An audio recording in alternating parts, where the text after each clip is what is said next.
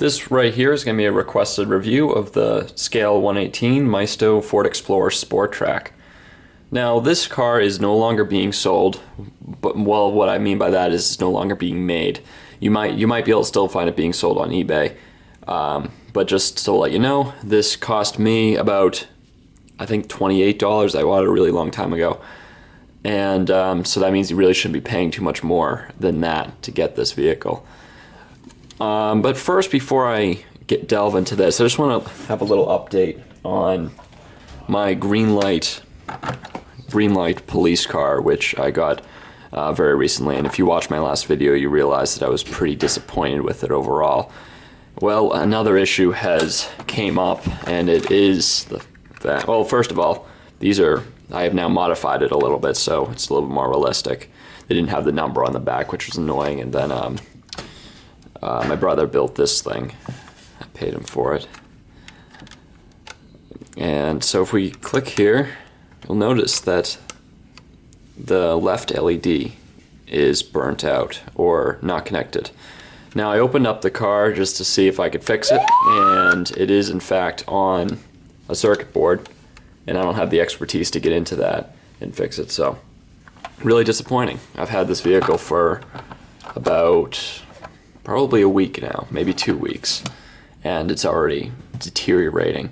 I wrote to Greenlight complaining on their page, and they responded once, and then they haven't responded since, so I'm gonna continue to do so because it's just awful. But anyway, aside from that, so this car on the exterior is pretty good.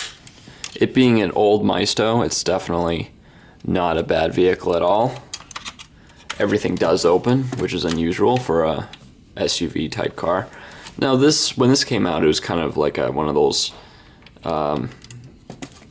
new ideas. The fact that you could have an SUV and then a pickup. So if you cover this, it kind of looks like a regular Explorer.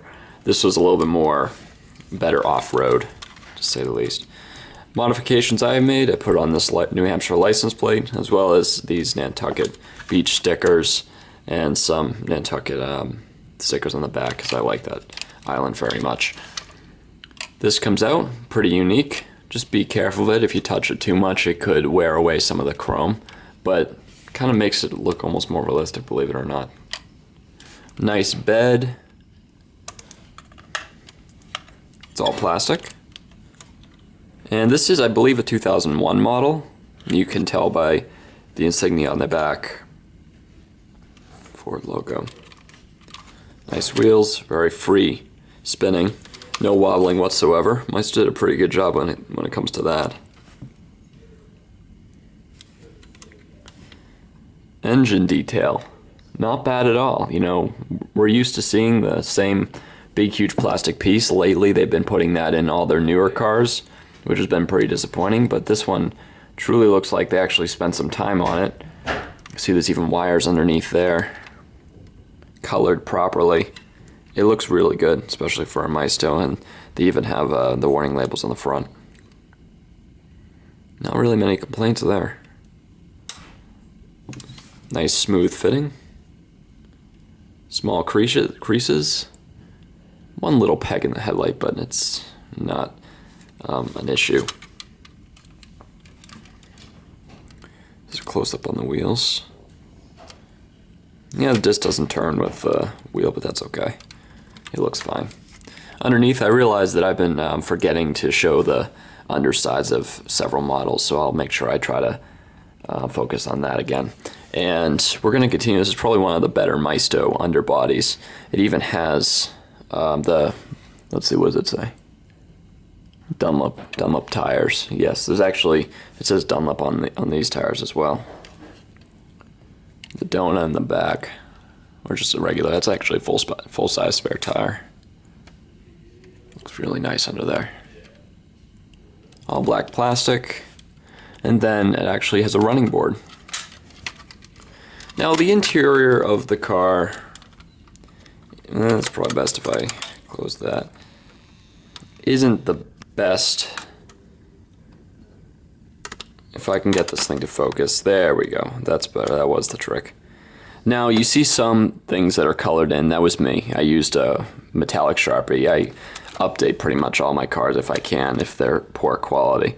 But otherwise, the interior is kind of bland, all the same color. It really was nothing colored in beforehand. There's now a cat intruding in my video.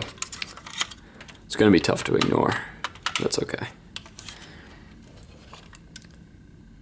Nice looking seats. Have a nice pattern to it.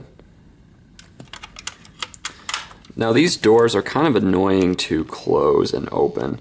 It's not very smooth, so you open it, and then in order to close it, you can't just push it shut. I mean, I guess you can, but you're going to risk rubbing along the edge here, which I have done, and it pulls off the paint.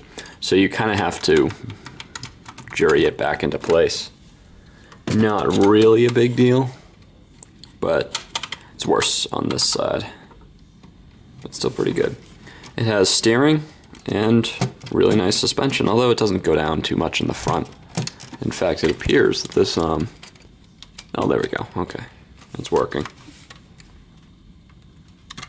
Yeah, not a bad car at all. So if you can, I mean, other than the interior detail, which is not spectacular, otherwise, it's a pretty rare car to get this old Explorer, and I personally like the look of it. It looks kind of rugged, so I would recommend it if you could find this on eBay. It isn't going to be easy, but if you find it, definitely going to be worth it. All right, thanks for watching.